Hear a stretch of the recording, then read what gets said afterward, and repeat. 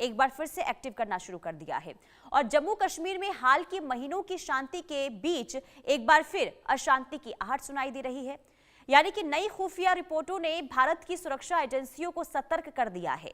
6 महीने पहले हुए ऑपरेशन सिंदूर के बाद पाकिस्तान परस्त आतंकी संगठन लश्कर-ए-तैयबा और जैश-ए-मोहम्मद एक नए समन्वित आतंकी हमले की तैयारी कर रहे हैं और पाकिस्तानी सेना की खुफिया एजेंसी आईएसआई और उसके स्पेशल सर्विसेज ग्रुप के सहयोग से ये आतंकी संगठन फिर से कश्मीर में घुसपैठ, ड्रोन से हथियार गिराने और स्थानीय नेटवर्क को पुनर्जीवित करने की पूरी कोशिशों में जुटा हुआ है। हाल ही में आतंकी संगठनों के साथ पाक सेना और आईएसआई के अधिकारियों ने मीटिंग की। इस मीटिंग में लश्कर-ए जैश, हिजबुल जैसे आतंकी संगठन शामिल हुए। आपको बता दें कि पाकिस्तान की बॉर्डर एक्शन टीम्स, जिनमें पूर्व एसएसजी कमांडो और प्रशिक्षित आतंकी शामिल है, और फिर से पाकिस्तान अधिकृत कश्मीर यानी कि पीओके में तैनात कर दिए गए हैं और इससे संकेत मिलता है कि पाकिस्तान सीमा पर छोटे लेकिन घातक हमलों की योजना बनाई जा रही है। तो एक बार फिर से पाकिस्तान के जो पाले पोसे आतंकी हैं वो किस तरीके से एक्टिव हो रहे हैं, ये हम आपको बता रहे हैं। और देखिए, ऑपरेशन सिंदूर के बाद पाक कैसे नई साजिश रच रहा है वो भी जरा समझ लीजिए। देखिए, पाक में नापाक साजिश की तैयारी लगातार हो रही है और पीओके में आतंकियों के साथ आईएसआई की बैठक भी हुई, जिसमें मुजफ्फराबाद और भवर में 2 अहम बैठकें हुई है। पाक सेना और आईएसआई के अधिकारी इसमें शामिल हुए। आईएसआई और मुनीर सेना के अफसर भी इसमें शामिल हुए। लश्कर, जैश, हिजबुल आतंकी संगठनों के साथ बैठक हुई है। हथियारों की तस्करी, घुसपैठ की प्लानिंग, सुरक्षा बलों पर हमले की योजना तैयार की गई है और बॉर्डर पर भारतीय सुरक्षा बल अब पूरी तरीके से अलर्ट मोड पर नजर आ रहे हैं। अजय जांडियाल हमारे संवाददाता तमाम जानकारी के साथ जुड़ गए हैं। अजय, पाकिस्तान के अंदर लगातार देखिए बौखलाहट तो देखने को मिल ही रही है और उसी का नतीजा है कि बॉर्डर्स पर घुसपैठ करने की कोशिश, और दूसरी तरफ आतंकी संगठनों के साथ ये जो बैठक हो रही है, इसके क्या मायने हैं?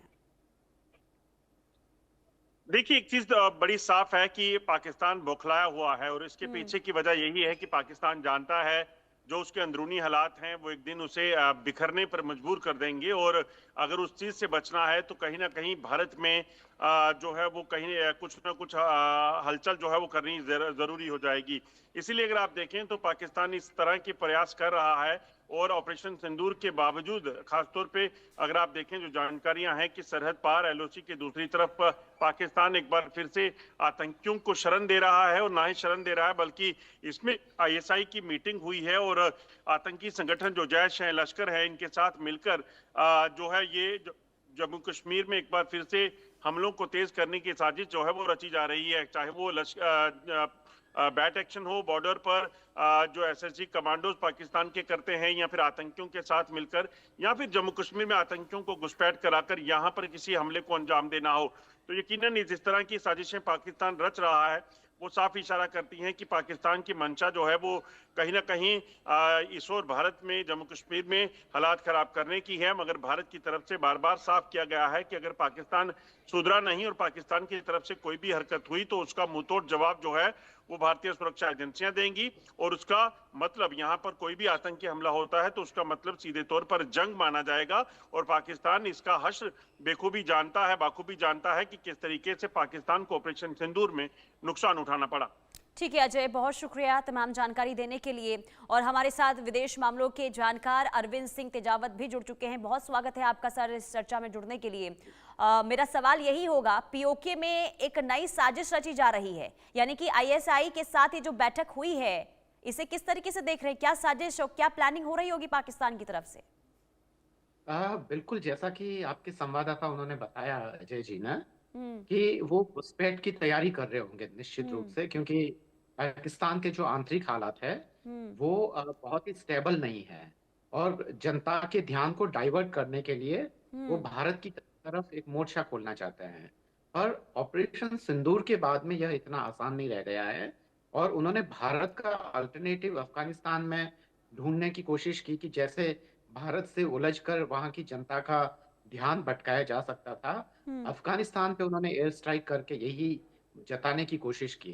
पर अब मुझे लगता है कि पाकिस्तान का ये जो सारी नीतियां हैं जो पूरी ही स्वार्थ पर आधारित है वो धीरे धीरे खत्म होती जा रही है। उसका कोई बहुत ज्यादा लंबा अस्तित्व नहीं है और पाकिस्तान नई नई चीजें सोच रहा है ताकि पाकिस्तान के खासकर हुक्मरान हैं और वो भी फौजी हुक्मरान हैं, वो लंबे समय तक सत्ता में बने रह सके और अपने स्वार्थों की पूर्ति कर सके और आवाम को बेवकूफ बनाकर पाकिस्तान की जनता को गरीबी की हालात में ही जीने पे मजबूर करें।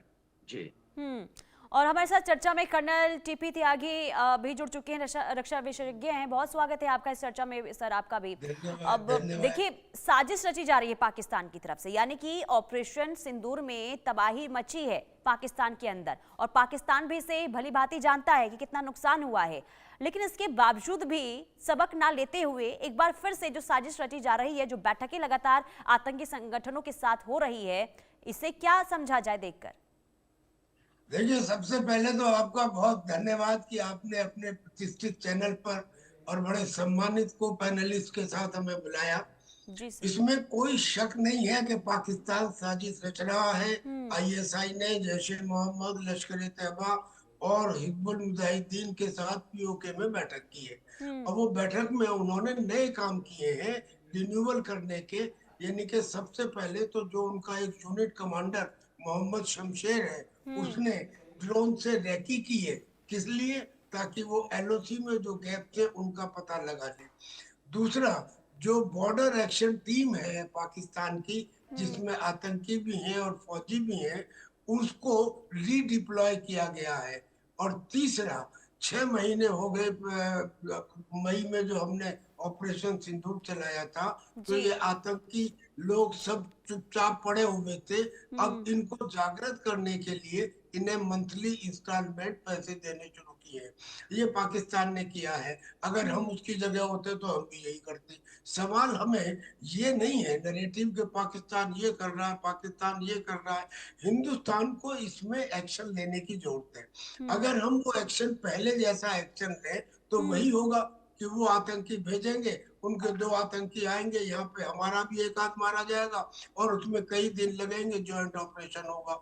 ये वाला जो नैरेटिव है ये चेंज होना चाहिए।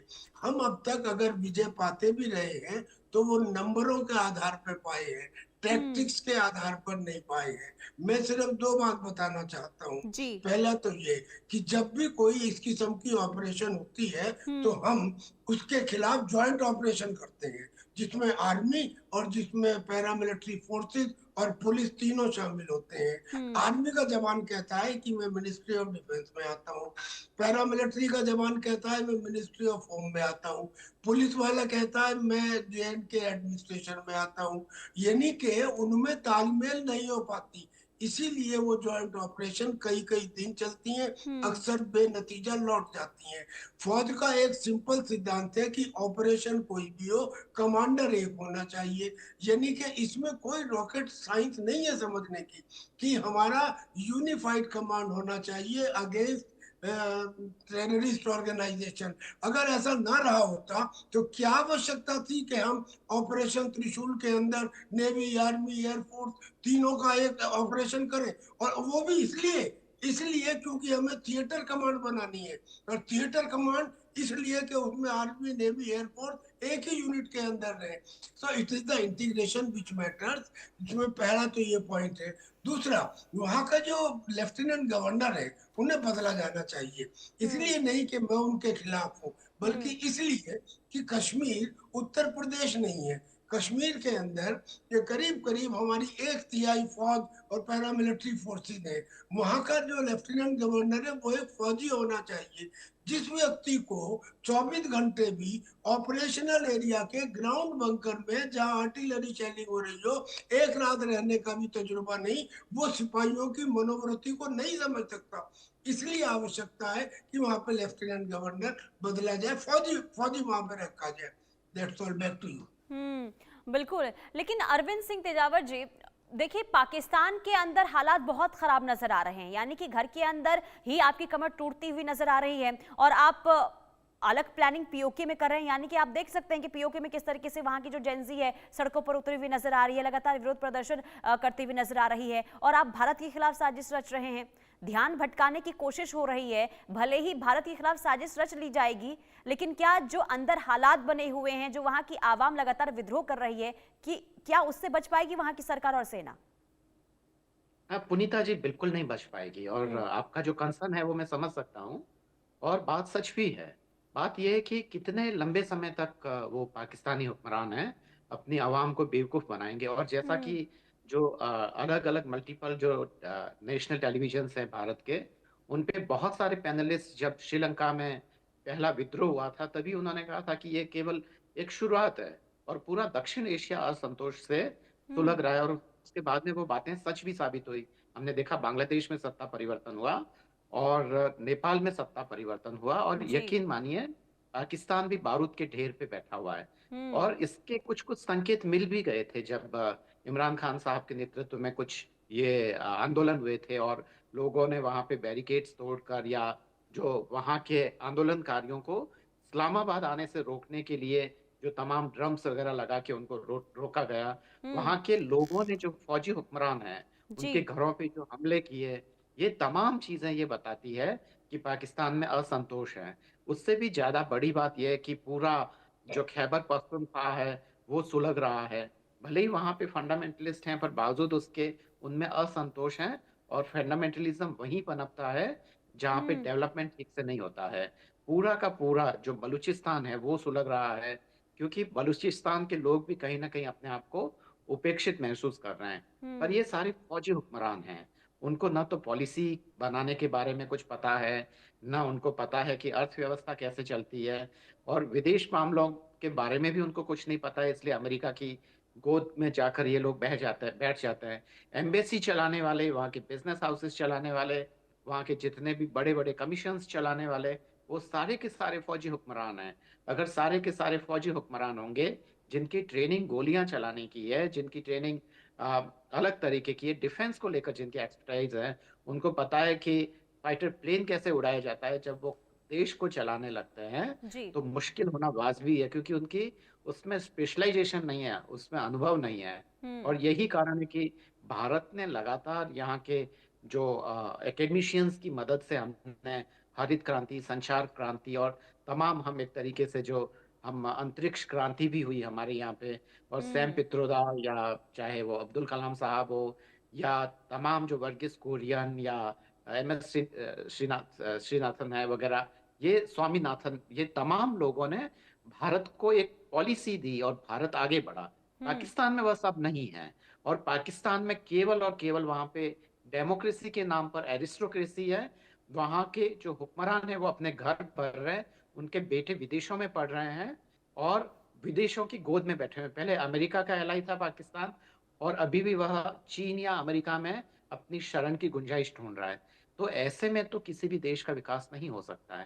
सार्क जैसे जो रीजनल ऑर्गेनाइजेशंस हो, हम्म। पाकिस्तान की हर धर्मिता के कारण वो बर्बाद हो गए।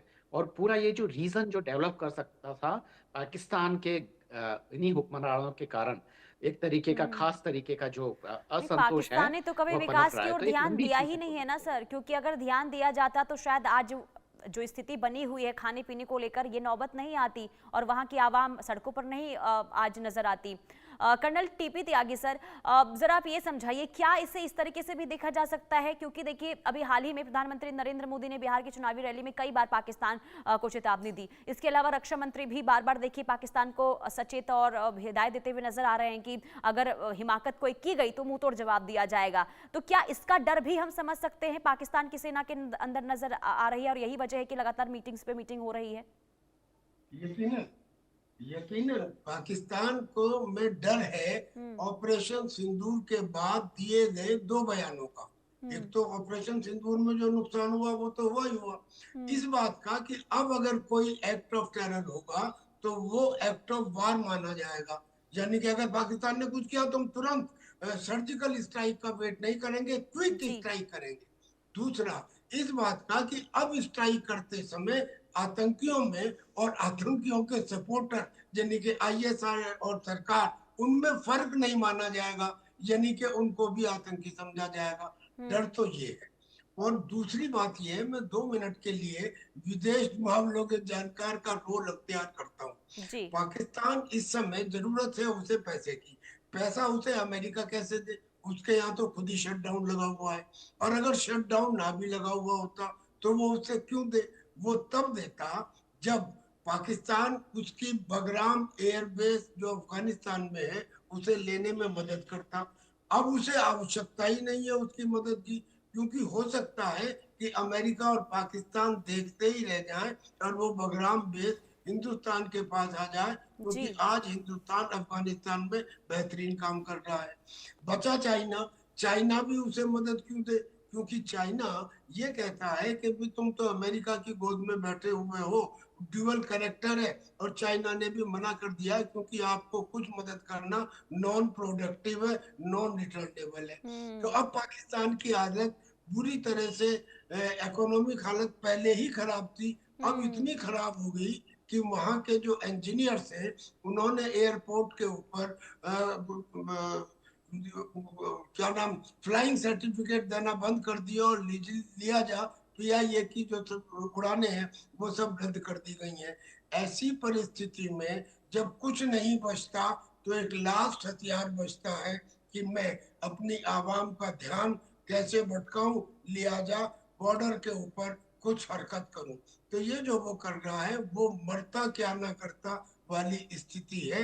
वो ये क्या कर रहा है, मगर मरना उसे है ही। हम तो ये चाहते हैं कि जितने दिन जिंदा रहे अच्छा रहे, हमारी दुआ उसके साथ है।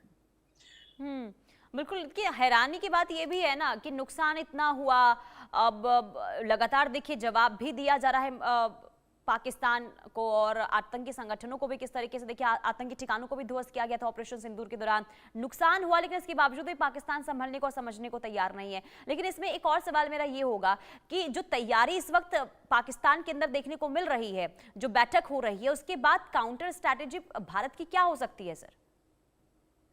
भारत की काउंटर स्ट्रेटेजी में आ रही हूँ सर, मैं आपने आपके मेरे पास भी आ रही हूँ जी।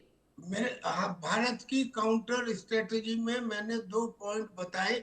ऐसा नहीं है कि जो सरकार सोचती है वही सही है। हमारी जो नॉर्मल लोग हैं उनकी कलेक्टिव विजडम भी मायने रखती है। और मैंने तो लड़ाई लड़ी है। मैं 1971 की लड़ाई का वीर चक्र प्राप्त ऑफिसर हूँ। मैं ये जानता हूँ कि जब मौत सामने हो तो आदमी जिस तरह से बिहेव करता है उसे कागजों में नहीं लिखा जा सकता।